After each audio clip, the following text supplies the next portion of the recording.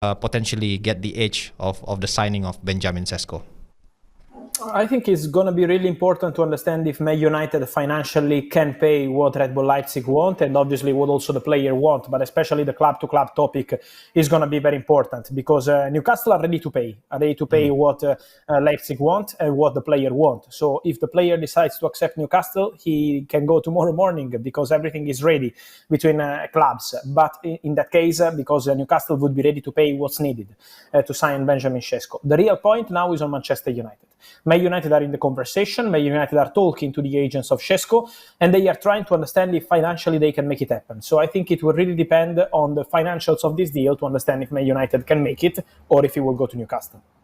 In your perspective, the financial hurdle in a Man United side, do you think is going to be on the transfer fee, or is it on the how to reach an agreement between the players' representative and the club?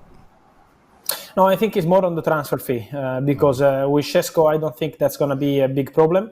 I think it's more the point related to the situation of the club, because Red Bull Leipzig want something around the 70-80 million euros fix plus 5-10 million euros in add-ons.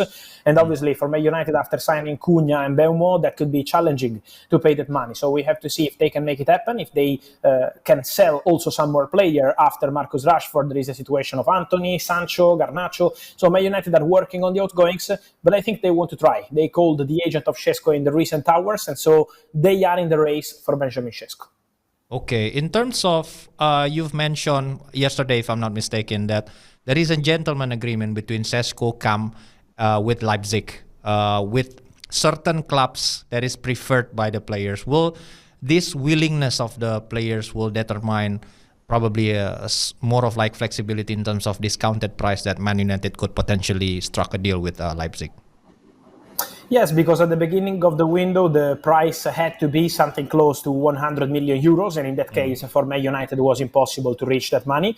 Now, with this gentleman agreement, Sesko can indicate the club as his favorite destination eventually, if he wants to, and in that case, the price can drop to 70-80 million euros fixed plus 5-10 in add-ons. So it really depends on the player. I think now is the moment where Manchester United are presenting their idea, their view to the player. They are presenting also they are trying to understand also the financials of the deal before entering into it and trying to make it happen. Newcastle already got this information. They already spoke to the agent of the player, and Newcastle would be ready also because Alexander Isak is ready to leave the club, and his desire is very clear.